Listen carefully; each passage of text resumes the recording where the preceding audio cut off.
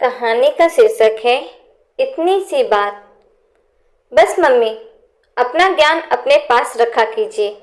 बहुत हो गया। जिंदगी नरक बनती जा रही है मेरी। हर बात में टोका टोकी। आजादी नाम की तो हमारे जीवन में कोई बात रह ही नहीं गई। कुछ मुझे अपनी भी जिंदगी जीने दीजिए। यह डायलॉग है संजीवनी शुक्ला की बड़ी बहू रेखा की। जनवरी में जब हल्की सी बूंदाबांदी हो रही थी, हवा भी चल रही थी, संजीवनी शुक्ला की बड़ी बहू अपने 5 साल के बच्चे को तैयार करके अपनी सहेली की एनिवर्सरी में जा रही थी। बच्चे के सिर और कान को ढकने वाला कोई मफलर या कंटोक बच्चे के ड्रेस में नहीं था। संजीवनी शुक्ला ने केवल इतना ही कहा था कि बहू, बच्चे के कान को ढकने की कोई व्यवस्था कर दो, नहीं तो बच्चे को ठंड लग जाएगी। और हाँ, 10 बजे तक आ जाना।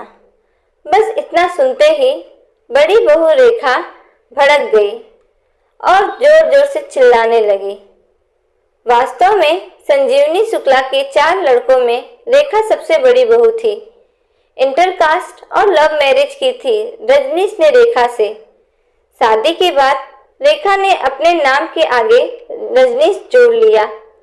अपना परिचय रेखा रजनीश कहकर दिया करती थी।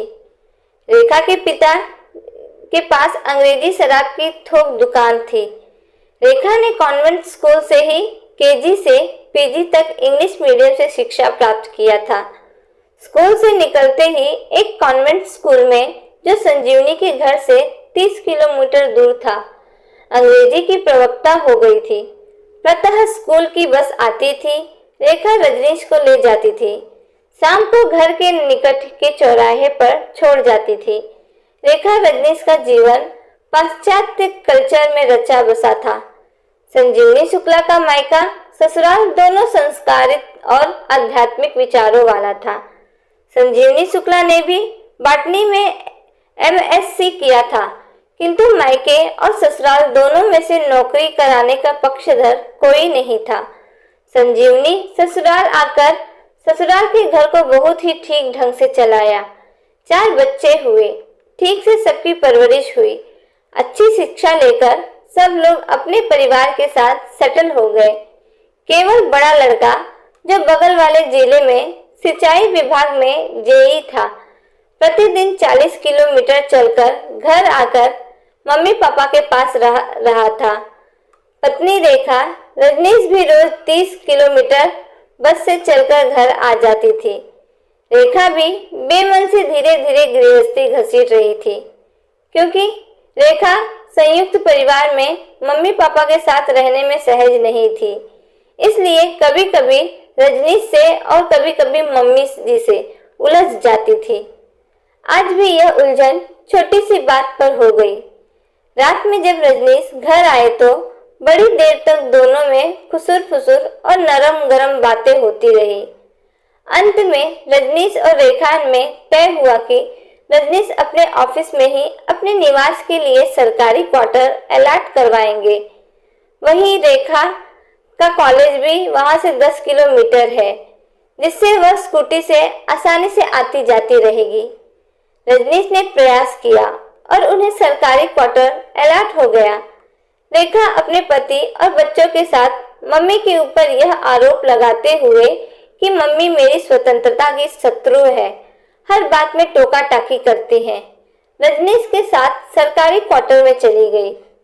संजीवनी शुक्ला का घर तो घर क्या, महल था, लेकिन आजाद पंछी को सोने की पिंजरे में घुटन महसूस होती है। मौका पाते ही पंछी उड़ जाता है। यही हाल रेखा रजनीश रूपी पंछी का भी हुआ। मौका मिला नहीं कि बहाना बनाकर मम्मी पापा से छुटकारा लेकर सरकारी क्वार्टर में चली गई। 1 सप्ताह तो लगभग सेट होने में लगा। 1 सप्ताह के बाद अड़ोस पड़ोस के लोगों का आना जाना शुरू हुआ। क्वार्टर के बगल वाली अंधेड़ महिला चंदा भाभी से, जो बहुत मिलनसार स्वभाव की थी, रेखा रजनीश कुछ पटने लगी।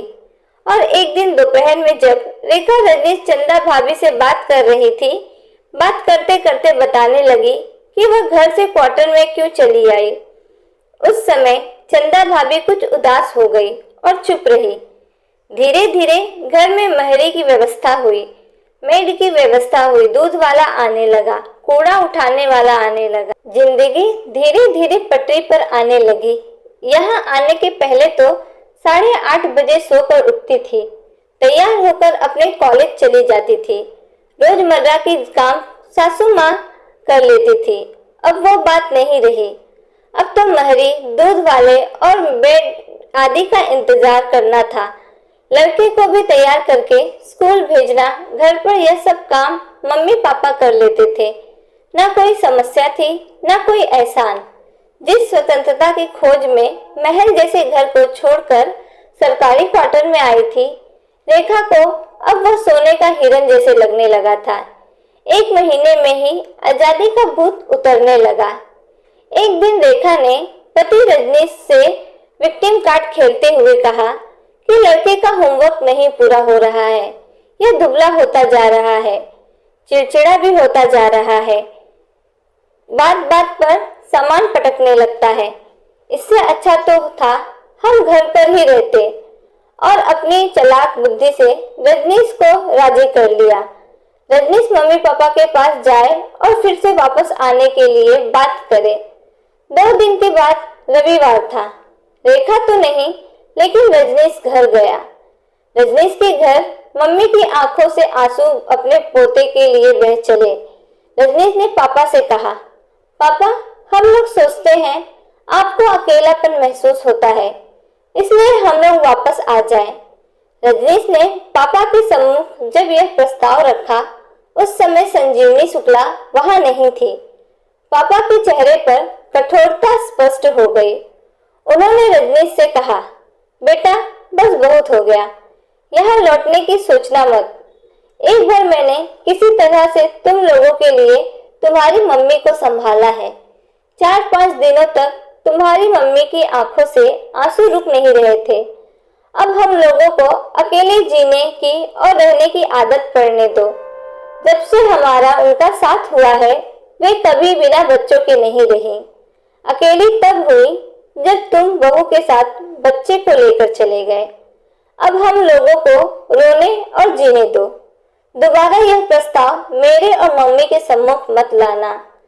हाँ, तुम्हारी मम्मी चाहेगी तो वह तुम लोगों के पास जाकर तुम लोगों से और बच्चों से मिल लेगी। तुम लोगों पर आने जाने के लिए यहाँ कोई रोक नहीं है। लेकिन हाँ, यह बात याद रखो कि अब हम लोगों ने तय कर लिया है कि जब तक ईश्वर चाहेगा तब तक हम लोग तुम लोगों के बिना रह लेंगे। आज की कहानी यही समाप्त होती है। अगर कहानी अच्छी लगे तो कहानी को लाइक और चैनल को सब्सक्राइब करना ना भूलना। धन्यवाद।